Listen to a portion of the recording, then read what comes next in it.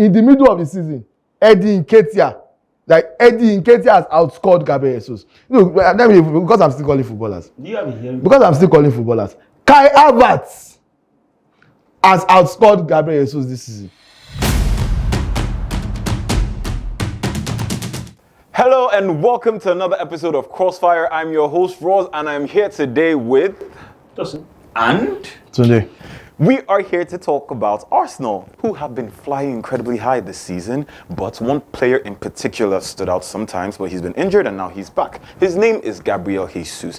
So our first question for today is, with the return of Gabriel Jesus, what do you think it means for this Arsenal title push? I mean, I feel like Gabriel Jesus is like the return of the missing jigsaw to this Arsenal team. You understand? Like, Gabriel Jesus was the first domino that, you understand, that Mikel Arteta recruited from Manchester City. You understand? And Gabriel Jesus was going to play a pivotal role in what Mikel Arteta was trying to accomplish with this Arsenal team. Before Gabriel Jesus went down, he had 5 goals, which is 5 goals in about 15 games, but at the end of the day, his impact to the Arsenal team is beyond just the goals. He also had 5 assists. You understand? So, and he's important to what Mikel Arteta is trying to do with this Arsenal team, especially against teams that have a low block. You understand? So Gabriel Jesus has the capacity, you understand, to receive the ball in between the lines, you understand, and help in the link-up play, you understand, with Odegaard or Saka. You understand? And that's why anytime like they struggle to break down, like you can go back to their game against Fulham, where they were trailing 1-0 and Fulham was sitting deep. You understand? It was Gabriel Jesus, you understand, that was able to unlock. You know, and that is one of the few things that Arsenal struggled with, you understand, in his absence. Credit to them, they are still top of the table.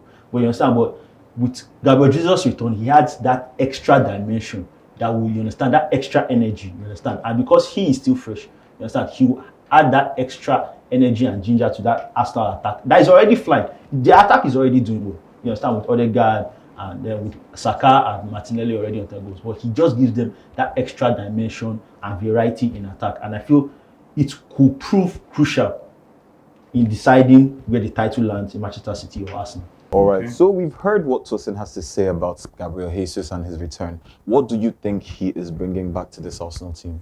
You know one thing that I like the most about this is that he can just sit down and lie without any conscience or fear of God.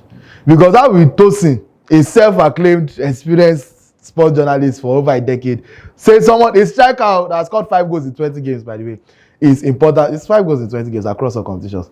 The 4th highest scorer on his team, joint 4th, self. No be only am be 4th. So that's the savior. That's the Messiah that Arsenal is waiting for to win the title. It's someone that has been out since the World Cup, and the team is doing well. In the middle of the season, Eddie Nketiah has outscored Gabriel Jesus. Look, because I'm still calling footballers. Do you have a hearing? Because I'm still calling footballers. Kai Havertz has outscored Gabriel Jesus this season. And Kai Havertz has the disadvantage of not being even a footballer at all. So if you can outscore Jesus, then I don't know what is it that we are doing here. As I can finish the entire season, and Gabriel Jesus talking about he helps them breaks down defense. Is this Tetris? This is what are we doing here? This is football. He links up. I don't get it. It's a striker that was signed for 50 million. Do you pay 50 million for someone to come and be linking up play only? If that's what we are doing, like you can let me know that I will agree that I have no knowledge of the game. If all you require from your striker is to link up while scoring a goal every 4 games, by the way, 1 goal in 4 games, that's his average. But apparently, when he comes back, Arsenal will be rubber stamps as champions. I do not understand it. Clearly, Tosin and Tunde disagree on what Gabriel Jesus is bringing to this team. But our main question for today: how many goals do you think Gabriel Jesus is going to finish with? Tunde, we'll start off with you. Okay. So by its current average, averaging 1 every 4 games. There are about 16 games to go in this season. So we are expecting a grand total of 4 more goals from this brother. That's even if injury allows him. So it might not even hit double figures.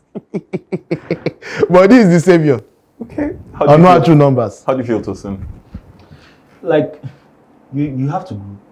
You have a long way to grow. But that's neither here nor there.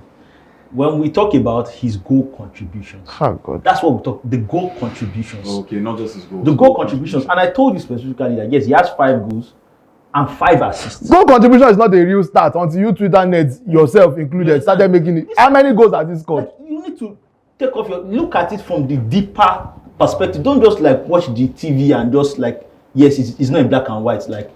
Like watch the game. You understand? Understand the game you are watching. You understand? So when you look at his stats, 5 goals, 5 assists in 14 Premier League games before he got injured, and we have 14 Premier League. Arsenal has 13 Premier League games left. I reckon you have about 5 goals, 5 assists also. And that's another 10 goal contributions, which could be pivotal Nice. in the title race. So basically, Arsenal paid 5 million per goal. Well, there you have it, guys. We have heard the thoughts of Tunde and Tosin on the matters of Gabriel Jesus. We would love to know what you guys think, so let us know in the comments. What do you think Gabriel Jesus brings back to this Arsenal team with his return?